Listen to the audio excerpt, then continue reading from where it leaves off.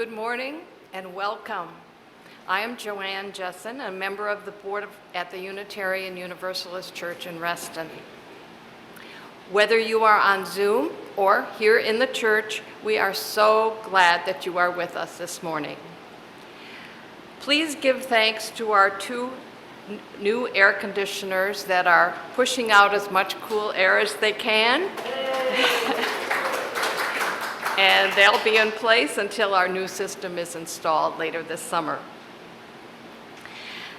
No matter how old or how young you are, wherever you are on your spiritual journey, however you identify and whomever you love, know you are welcome here. You'll note that there is no screen at the front of the church. When there are some visuals, when Reverend Scott is presenting his sermon, you can see them all and they'll be visible on Zoom. The annual fiscal meeting will be held today and will begin 15 minutes after the worship service ends. Members are encouraged to attend. There will be congregational voting and a quorum is needed. The meeting will be held in the sanctuary and on Zoom. The Zoom information will be displayed at the end of the service, and it will be a new Zoom connection. There will be no virtual coffee hour, but there will be coffee as well as cold water on the deck. Reston Pride is coming up, June 4th, from 9 a.m. to 5 p.m. at Lake Ann Plaza. UUCR started Reston Pride in 2018, and over the last several years, the festival has grown significantly. We are excited about our continued support of this event. Please consider signing up to staff our booth at the festival. You can sign up at Reston Pride Sign Up Genius, and if you cannot help staff the booth, please attend the festival to show your support. If you want more information, talk to Dre Betancourt. Our service today is being led by Reverend Scott Alexander. We are joined this morning by Linda Weaver, our Director of Religious Education, Cynthia Young, our Music Director, and Accompanist Jesse Leong. Dre Betancourt is serving as our Worship Associate. Thank you all for participating in today's worship service. And thanks, as always, to our wonderful rotating production team consisting of Amelia Turner, Mike Schmidt, David Niemi, and Maggie Mack. Now, let us center ourselves for worship. Please take some deep, quieting breaths with me.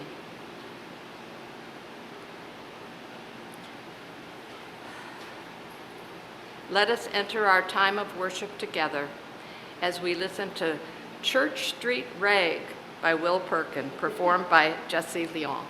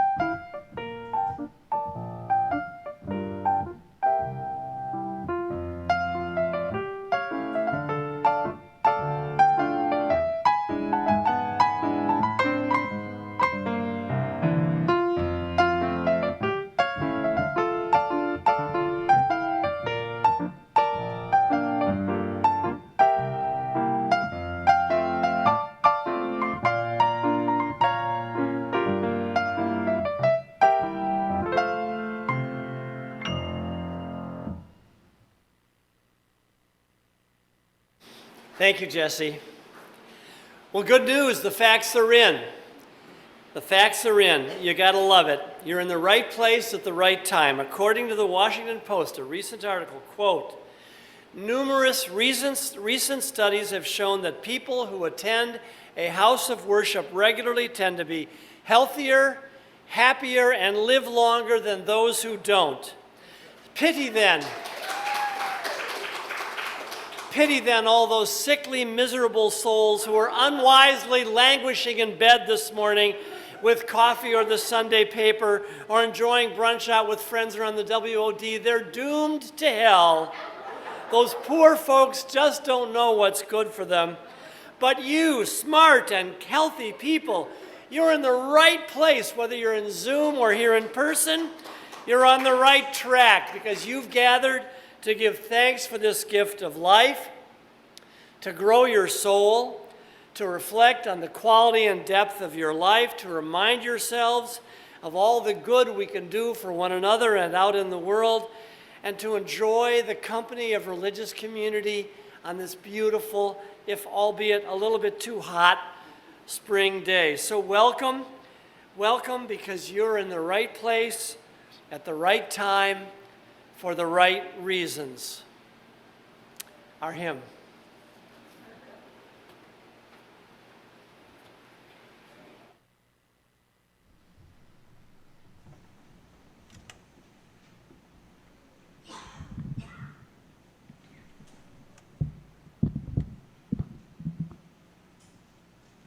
Good morning. Our opening hymn today is Rising Green. It is hymn number 1068 in your teal hymnal. If you are with us on Zoom, the words will be in your chat box. And if you're here in the sanctuary, please rise in body and or spirit and join me and Jesse in singing.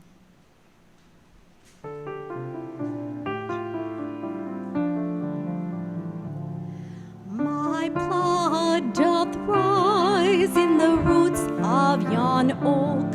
Her sap doth run in my veins. Boundless my soul like the open sky, where the stars forever have lain. Where the stars, where the stars, where the stars forever have lain. My hands hold the weavings of time without end. My sight as deep as the sea. Beating my heart songs the pleasures of old, that of love's eternity. That of love, that of love, that of love's eternity. I feel the tides as they answer the moon, rushing on a far distant sand. Ringing my song is the wind of my breast, and my love blows over the land. And my love, and my love, and my love blows over the land. My foot carries days of the old into new. Our dreaming shows us the way. Wondrous of faith set us deep in the earth, rising green to bring a new day. Rising green, rising green, rising green to bring a new day.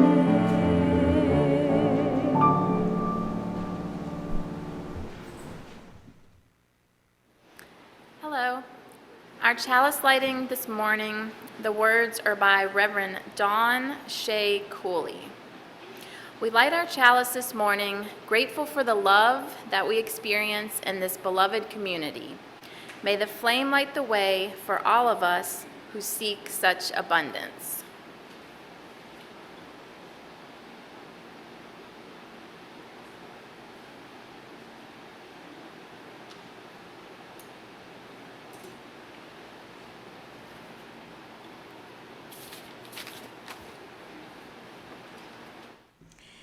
In our church, it is our custom to sing a covenant together every Sunday. Love is the spirit of this church. So for the first time in quite a while, we are not going to sing along with our virtual choir video. We are going to sing in person. So we're very excited about that. So if you are on Zoom, the words should appear in your chat box. And if you're here in the sanctuary, please rise as you are willing or able, and let's sing together our covenant.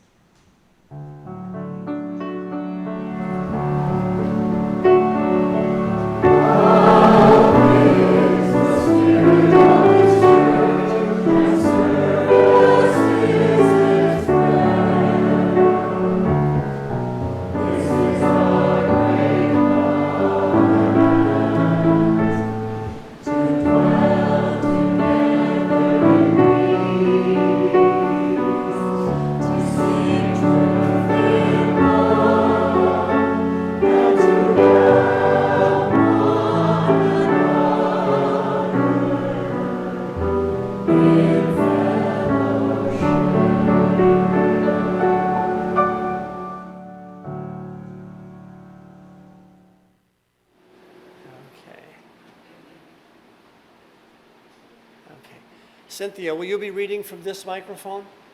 Yes, okay, good. Good morning again. Today we celebrate and share appreciation in this community. First, for the two board members who are completing their terms, Claire Say and Chris Tobolewski, who have served with tremendous commitment and dedication. Please join me in saying to them, for this we thank you. For this we thank you. Now we will honor all our volunteers, and when we finish an area of our appreciation, repeat after me, for this we thank you. So, to our board members, nominating committee members, finance committee members, and all the committee chairs, in your leadership you have served us so well, and for this we thank you. To the worship committee, worship associates, lay worship leaders, ushers, and greeters. To the arts and aesthetics committee, and to the amazing AV team who is with us every Sunday. All of you help create meaningful worship throughout the year. And for this we thank you.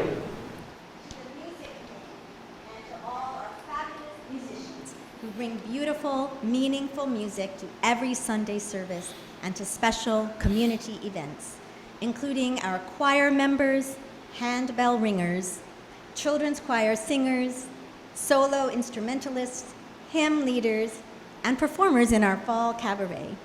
We are grateful not only for the wonderful performances, but also for the care you took in practicing and preparing for those performances. And for this we thank you.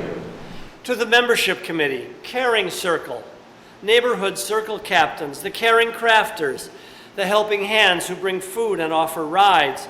You have welcomed and cared for people in our congregation, and for this we thank you.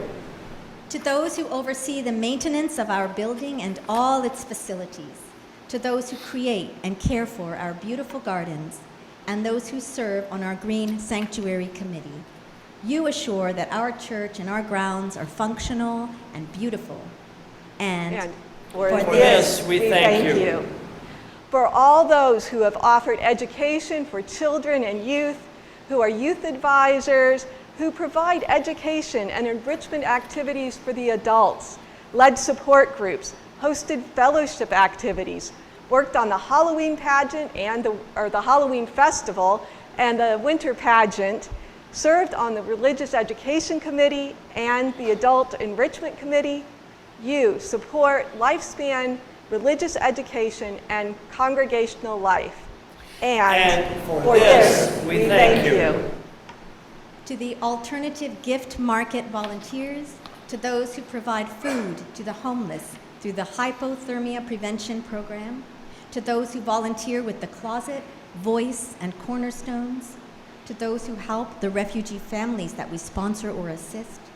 You bring comfort and nurture the vulnerable in our communities. And for this, we thank you.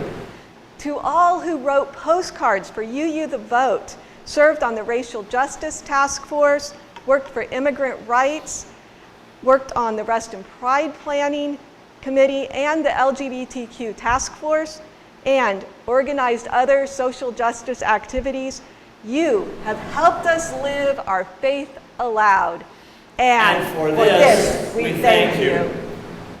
for those who served or are serving on the COVID-19 Task Force, the Hybrid Worship Task Force, and the HVAC Committee, you have helped us navigate through a time of truly significant transformation this year.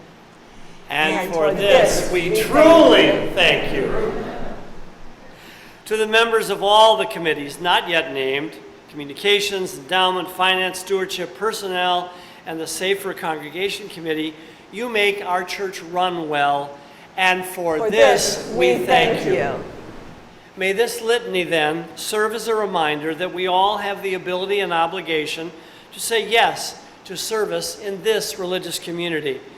May each of you here accept an invitation to say yes to a new opportunity for service, yes to an opportunity to nurture your spirit, and perhaps yes to stepping up to a leadership role in the coming year. We trust that you will find the right way to nurture your spirit and serve this community. For all who volunteer to make UUCR the wonderful community it is, for this we thank you. Cynthia, you have a special thing today. Yes, we do, but before we do that, I think we're going to have our time for all ages. Oh, yes, we had a special story for today.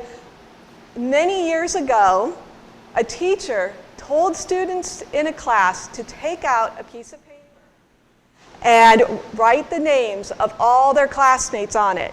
Then, after each name, write what they appreciated about that person. When they had all finished, the teacher gathered up the papers.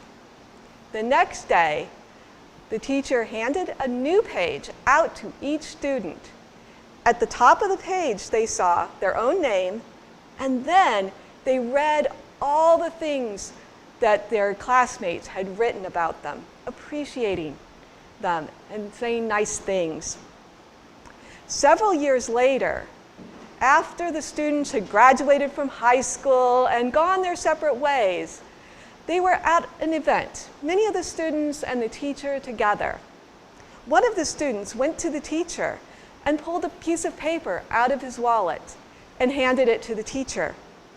The teacher looked down and saw that paper with all those appreciations, though the page was now stained and worn and wrinkled. Seeing this, other former students started gathering around. One said, "I still have that paper on my mirror, and I look at it every single morning." Another said, "I put it in a scrapbook, and I look at it whenever I'm feeling sad or discouraged." Yet another said, "I still carry it in my wallet so that I have it with me every day."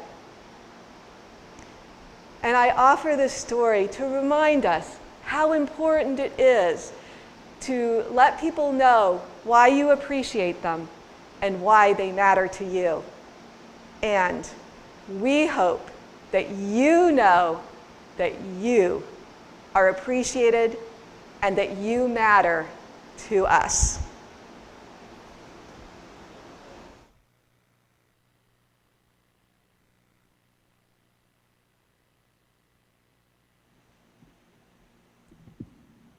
We're going to take just a moment out of our service today to appreciate and honor a member of our staff who is celebrating a special milestone. After years of hard work, our wonderful accompanist, Jessie Leong, graduated yesterday from the University of Maryland with a Doctor of Musical Arts degree in orchestral conducting.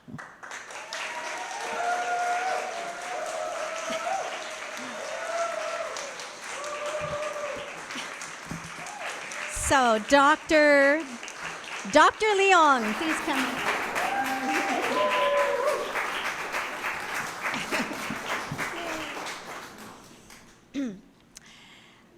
Jessie, we are so very proud of your accomplishment, and we are truly honored to have been part of your journey to this point. Your skill and artistry have graced our services every week for over 2 years. During the height of the pandemic, you played for us over Zoom from your electric piano in your apartment, and you also became our video engineer for the over 50 hymn and choir videos that we made together. This year, on our new piano, your beautiful, truly expressive playing is an important and integral part of our worship experience every week, and we so appreciate you. To celebrate your accomplishment, we have a small gift, which you can go ahead and open.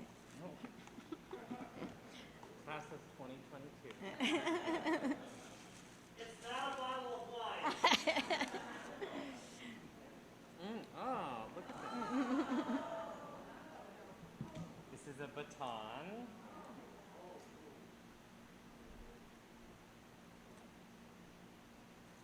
Oh, okay.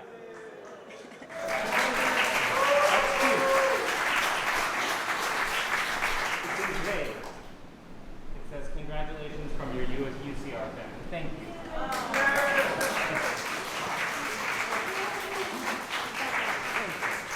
Congratulations, Jessie.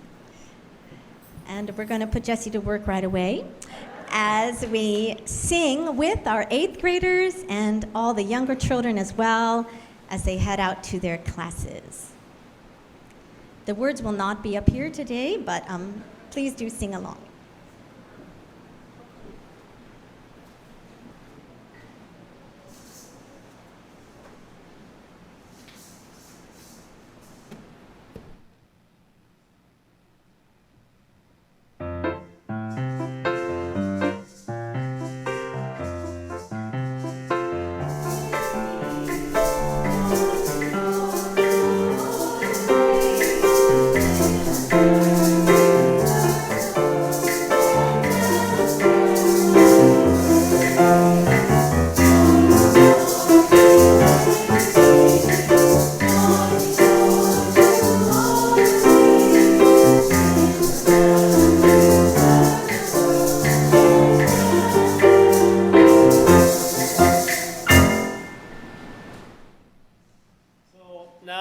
The time in our service when we share our joys and concerns with one another so that no one ever has to hold them alone.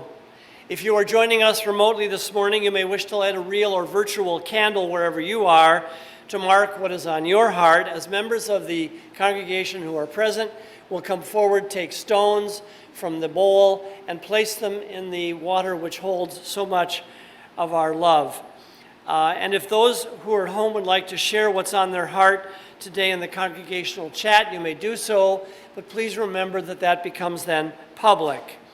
And those at home can then read the joys and sorrows of others and enter into your own time of reflection and prayer as our ritual begins and Jessie plays.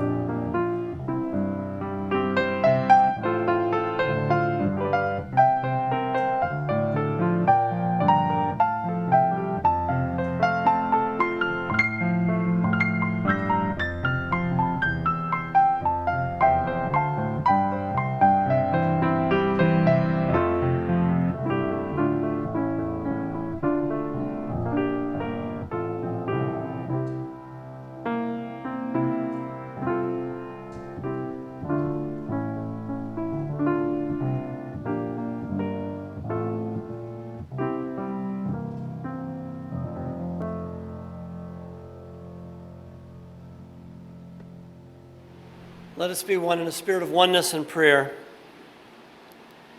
Spirit of life and love that so faithfully animates our creation, yet is so fragile. We are grateful for this community that is with us in both times and sorrow. We hold in our hearts this morning all who are facing any hardship or difficulty, those who are grieving, facing illness or disability in themselves, or friends of loved ones.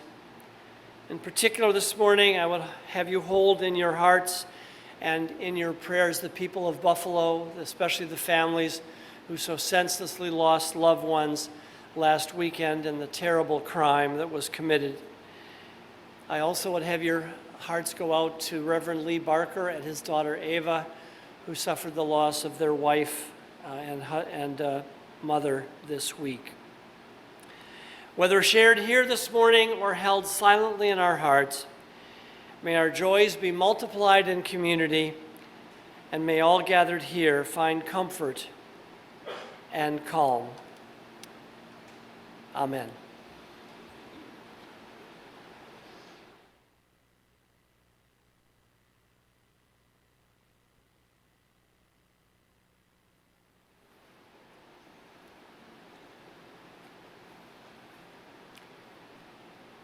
As a self-funded church, UUCR relies on the generosity of its members and friends to fund daily operations and to ensure that the church and its resources are here for us and others now and in the future.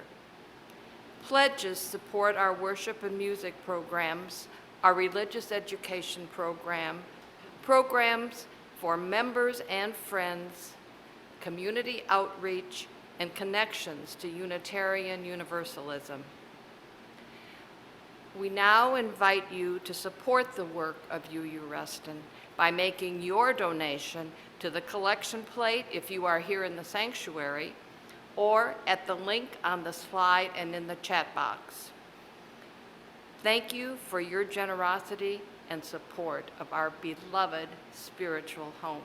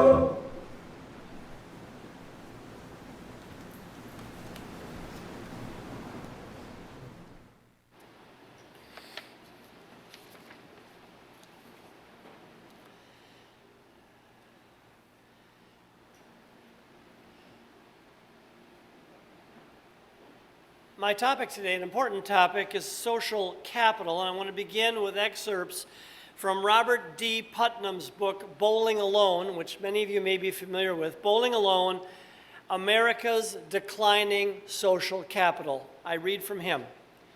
When Alexis de Tocqueville visited the United States in the 1830s, it was the Americans' propensity for civic association and community engagement that most impressed him as the key to our unprecedented ability to make democracy work. Quote, Americans of all ages, all stations in life, and all types of dispositions, he observed, are forever forming associations. Recently, Putnam goes on, American social scientists have unearthed a wide range of evidence that the quality of public life and the performance of social institutions are indeed powerfully influenced by the norms and networks of civic engagement. Researchers in fields of education, urban poverty, unemployment, the control of crime and drug abuse, even health, have discovered that successful outcomes are more likely in civically engaged communities. And then he goes on, social scientists in several fields have recently suggested a common framework for understanding this phenomena, which is the concept of social capital. By analogy with notions of physical capital and human capital, social capital refers to features of social organization such as interpersonal networks, interactive norms, and social trust that facilitate coordination and cooperation for mutual benefit of everyone. But, Putnam goes on, by almost every measure, America's direct engagement in politics and government and civic life has steadily and sharply declined over the last generation. And then he goes on to talk about the decline in national voting records. And he says it's not just in the voting booth. Since 1973, Americans report they've not attended public meetings or town. Only 13% of Americans now attend public meetings, school board meetings, and the like. Not coincidentally, America has also disengaged psychologically, he writes, from politics and government. They distrust the federal government in growing numbers. Right now, something only like 22% of the American people trust their government. And this broad decline of civic engagement, Putnam observes, has also been occurring in other areas of American life. Church attendance, religious affiliation, union membership has been falling. Participation in PTAs in the schools, and civic and fraternal organizations, Scouting, the League of Women Voters, the Red Cross, Rotary, Kiwanis, Lions Club, they've all been declining. And then he points out, in fact, in America, now more Americans are bowling alone. They used to be bowling in clubs and whatnot, but now Americans are bowling alone. Thus, that's a familiar image that has stuck with Americans. People are bowling alone, and they're not engaging in the social interaction, even the civic conversations over beer and pizza that bowling leagues used to experience. And then Putnam concludes with this, his analysis of the decline of civic engagement in America. There is no reason to suspect that this general decline in the health of our democratic society may be linked to a broad and continuing erosion of civic engagement and social interaction that began more than a quarter century ago. And then he concludes, high on the nation's agenda should be the question of how to reverse these adverse trends in social connectedness, thus restoring in America civic engagement and civic trust. Here ends the morning reading. I want to begin this morning by telling two related and somewhat difficult stories from our life here in the DC area, which I believe brings my topic today, social capital, into clear and painful focus. First story. Back in the 1990s, when I served the River Road congregation over in Bethesda, I was shocked one morning by an event that was reported in the Washington Post. Maybe some of you remember it. It seems that during the previous day's evening commute, a distraught woman had stopped her car on the middle of the Rappahannock River Bridge on I-95 just south of here in Virginia, stopping all traffic, of course. She had climbed over the rail, ready to commit suicide. The state police promptly arrived, and a trained trooper was trying to talk the poor woman down off the rail when dozens of frustrated commuters, eager to get home for dinner, trapped in the standstill, began honking their horns, and many of them yelling, "Jump! Jump! Jump!" which she finally did. Now let me tell you another story with a totally different outcome. 2 weeks ago, while out for our usual Sunday afternoon walk along Connecticut Avenue where we live, Collins and I, near the National Zoo, while crossing one of those high, stately bridges, those bridges that they built in the 30s here in DC are so beautiful, we came upon another distraught woman who was clinging precariously to the outside of the bridge's rail, apparently ready to let go and fall to her death. We noticed that there were some 5 citizen strangers standing very close around her on the bridge, 2 of which, a man and a woman, were up close talking to her gently. We could see they were trying to talk her back over the rail to safety. Soon, 5 or 6 emergency vehicles arrived, police, ambulance, and the officers quickly yet calmly joined the effort. They walked up quietly to her and began to talk to her.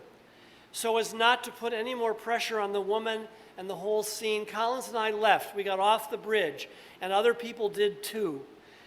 We only heard several hours later from my friend Russ Savage, who lives right there also, that the police did successfully get her back over the rail into an ambulance on her way to the help she needed.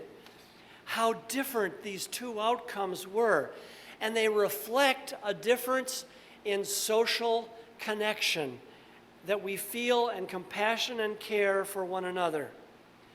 This morning I'm talking about the all-important human, and I would add spiritual, idea of social capital in our interactions with one another. What do I precisely mean by social capital? Well, in the reading before the sermon this morning, Putnam talked about social capital in terms of people creating voluntary and formal associations with one another, like joining the PTA, voting, and so forth, and bowling in leagues. But the idea is much larger and even more consequential than that. About 100 years ago, in the early part of the 20th century, Lyda Hanafan, there you see him on the, well, you'll see him in a minute. That's me. Maybe we don't have the image. Don't worry about it. He lived between 1879 and 1933, and he defined social capital thusly. Social capital, those tangible assets that count for most of the daily lives of people, that count most in the lives of daily people, namely goodwill, fellowship, sympathy, and social intercourse among individuals and families who make up a social unit. He was the first to coin the phrase social capital. In other words, social capital is the purposeful and positive person-to-person investment members of a community make with strangers, mostly, strangers, to ensure the dignity, well-being, and humanity of everyone. That's what I saw on the bridge, an intuitive social capital. She belongs to us. We're going to try to save her. That's what holds us together in responsible and humane community. In a recent article, however, in the Sunday New York Times entitled "The Culture of Nastiness," writer Teddy Wayne bemoans the obvious decline in both civic engagement and civility in American life. And I would point out our past president's role, Mr. Trump, in that increase in nastiness. He points out that most Americans now live their lives in relative sequestration from one another, not knowing their neighbors, their classmates, and others with whom they interact on a daily basis in ways that allow them to be, well, nasty to people around them. Need I point out that the increased isolation we have experienced during these last 2 years of the COVID crisis has only increased this relative sequestration. We are further apart from one another of medical necessity. And it leads this isolation to a vicious cycle in which the breakdown of civility and community reinforce each other. So the decline of social capital is not a trivial thing. Let me see if I can describe some simple everyday examples where the all-important asset of social capital is either increased or diminished by us. Number one, a simple thing. You get to the door of a public building and notice or choose not to notice that others are approaching the same door right after you. In that moment, you face a simple decision. Either pretend you are unaware of the folks right behind you and pause a moment in your busy schedule just to open the door and hold it for them, or you can just breeze right through yourself. Now, this may seem to many to be an absolutely inconsequential act that only someone like Miss Manners or Emily Post would bother with. But I tell you that simple everyday courtesies like holding the door for another person increase the power of the social capital and connection that we have with one another. It makes the day go better for everyone and makes a huge difference. Example 2. None of you will recognize this. It's 5:30 in the evening, and you find yourself in a line with a gaggle of other folks, all shopping at a grocery store, checkout line, end of the day. Now, it's been a long day, and you're tired, and you want nothing more than for the line to move quickly so you can get home and put your feet up on the recliner and relax and perhaps have a sip of wine before dinner. But you can see that the clerk is doing her best to get the line moving, but there you are, fourth or fifth person in line, and the person in front of you always has coupons and bagging issues or maybe a credit card issue, and steam starts to come out of your ears, and now in that moment you face a choice. You can either fuss and fume and fret quietly within yourself, working yourself up into a frenzy of frustration and anger, mumbling to yourself that all these people would just get out of your way, or you can decide a mindfulness practice to gently and respectfully kind of engage those around you. Look at them, establish eye contact with them. Comment on if they have your favorite TV dinner in their cart. Say, oh, I like that too. Engage the little boy who's in the car, the cart seat. You can make eyes and smile with the people who are sharing this moment with you. And when you get to the checkout line, look at the clerk who's been working for 7.5 hours and say, hey, how are you? How's it going today? And really mean it. Establish eye contact. It doesn't take much.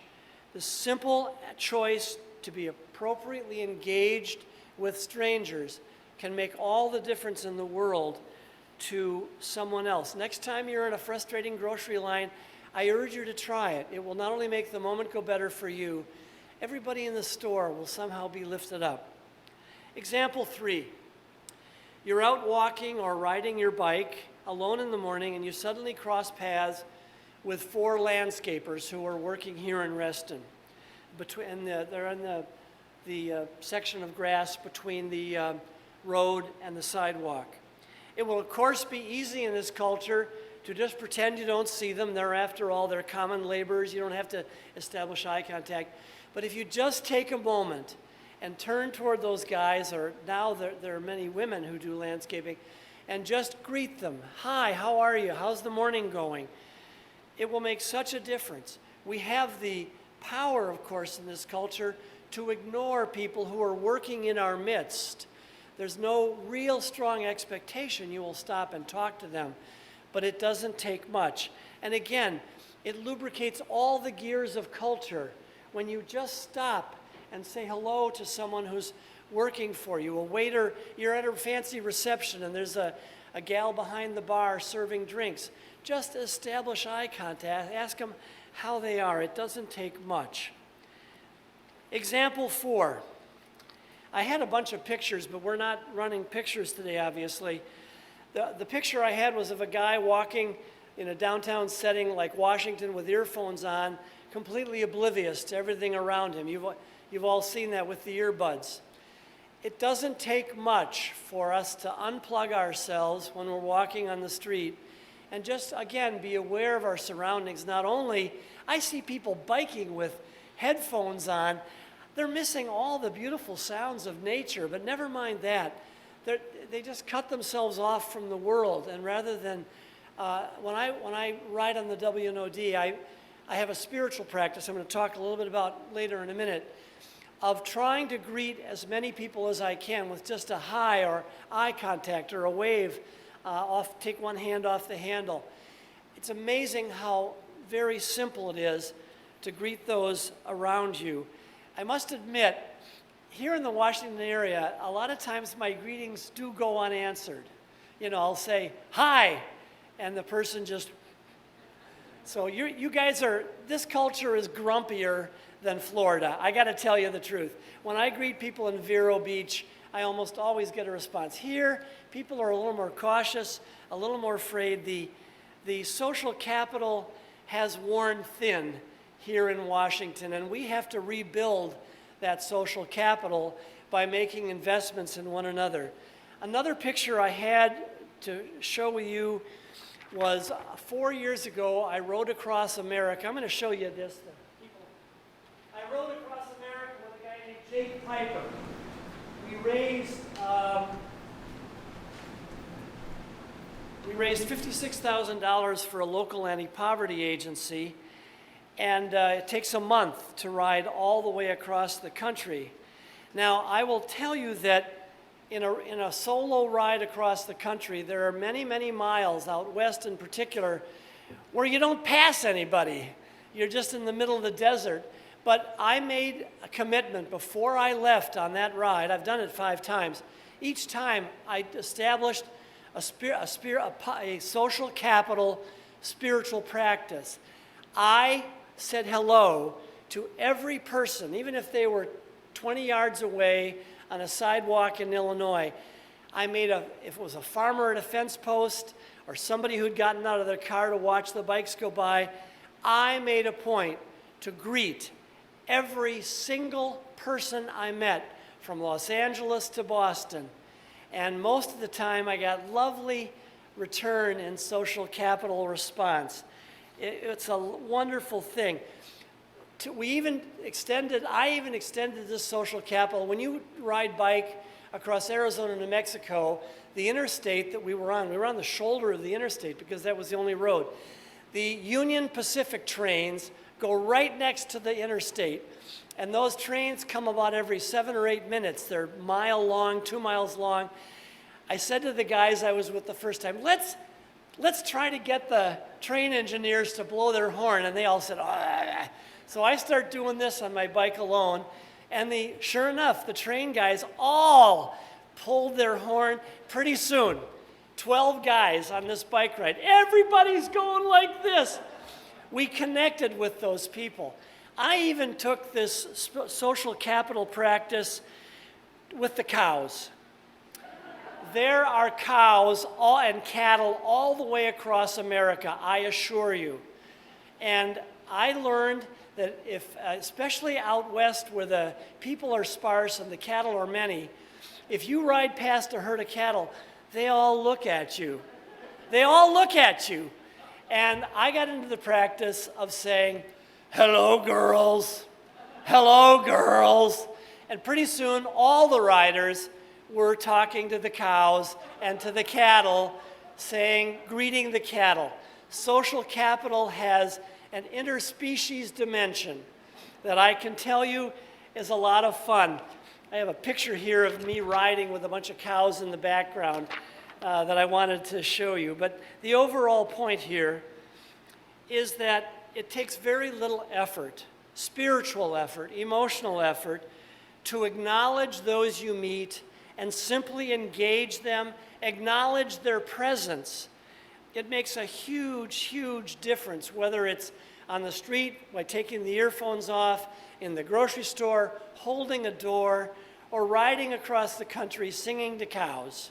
All of that is spiritually edifying. All right, it's time for me to wrap this all up. What I'm simply saying to you is investing your social capital matters. It matters a great deal. It matters in all the small ways that make such a large difference in the quality of our life together on this planet. We share, we touch other people.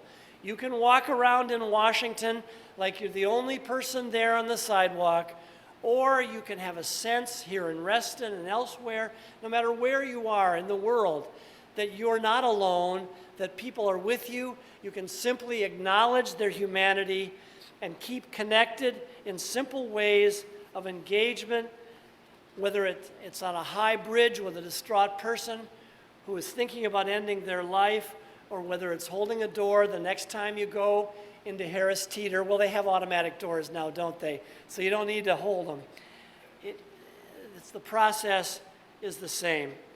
And I dare to think, in these times when so many Americans are drawing tighter and tighter circles around themselves of isolation and meanness and privatism and greed, that carefully tending to our social capital can lead to a more integrated, a more compassionate, and humane society. Dare I think all the little acts of social capital, saying hello to those around you, being kind to landscapers and police officers and people who are working for you, serving you, leads to larger acts of Americans being willing to provide things like medical services for one another, food stamps, affordable housing for those in greatest needs. So let us, this is a spiritual issue for us as Unitarian Universalists, let us be wild spenders of our social capital. May we, by the power of everyday example, show our neighbors and our friends and all the strangers around us the ways in which a humane society of human connectivity and concern for another, how that works. It works simply every day, first from the ground floor up. We have the power by our social capital investments to slowly transform all of society and to undo some of the meanness and the isolation and the greed that is now gripping our culture. We have this power. May we then, each of us, promise on a daily basis to cheerfully and gracefully do everything we can to strengthen our basic connectedness to one another. That's what our religion calls for, and that's what our culture desperately needs. And I say to you and mean, Amen. Our closing hymn, Answering the Call of Love.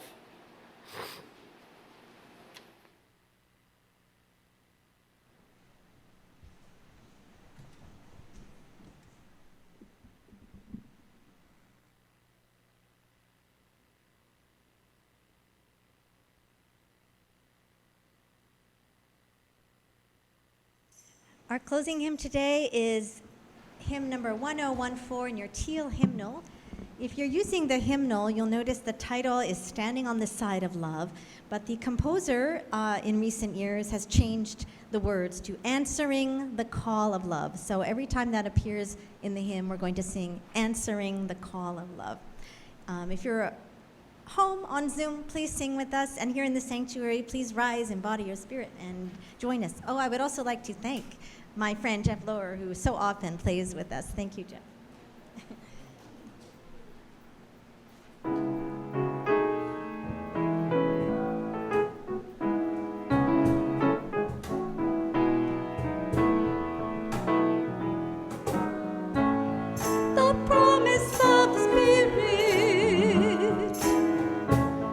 Faith, hope, and all the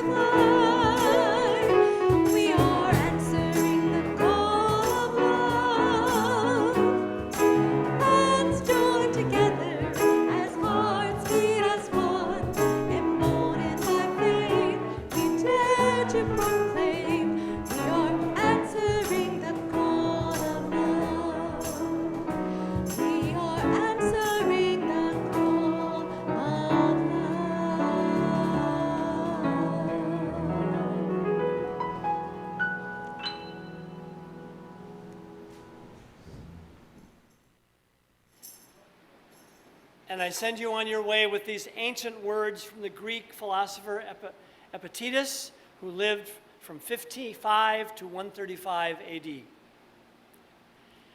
You are not an isolated entity, but a unique, irreplaceable part of the cosmos. Do not forget this.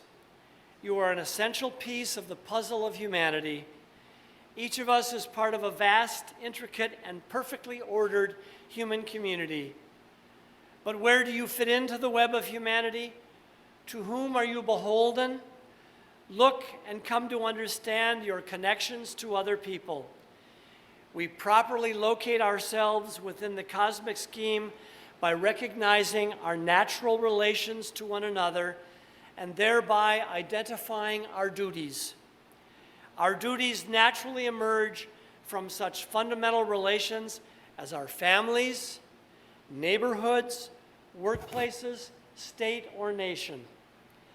And then he ends, make it your regular habit to consider your roles: parent, child, neighbor, citizen, leader, and the natural duties that arise from each of them. Once you know who you are and to whom you are linked, you will know what to do. Amen. Thank you for being with us this morning.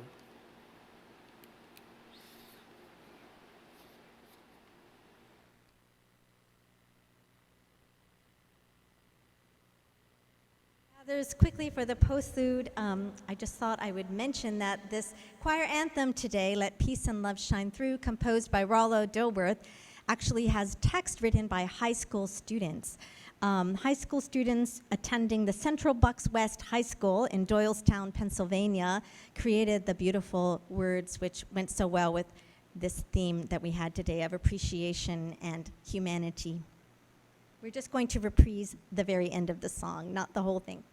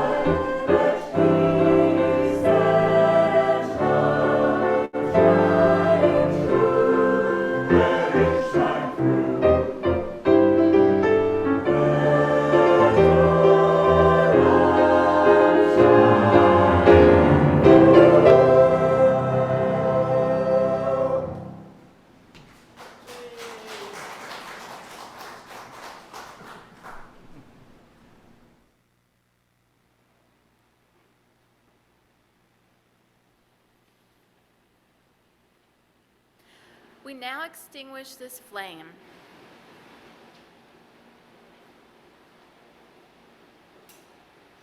But not the light of hope and truth, the warmth of community, nor the fire of commitment. These we carry in our hearts until we are together again.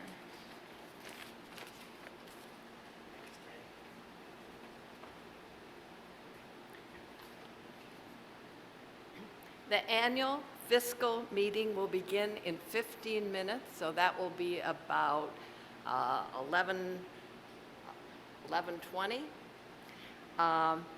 And it'll be held in here, but also on Zoom, but in a different Zoom space. So look at the bottom of the chat box. to find how to get into the fiscal meeting. There is coffee and cold water outside for those of you who are here. So we have 15 minutes to use some of our social capital and chat, and then please come right back in and participate in this meeting. If you are on Zoom, we invite you to use the chat box as a virtual receiving line to leave a message about your appreciation for today's worship service.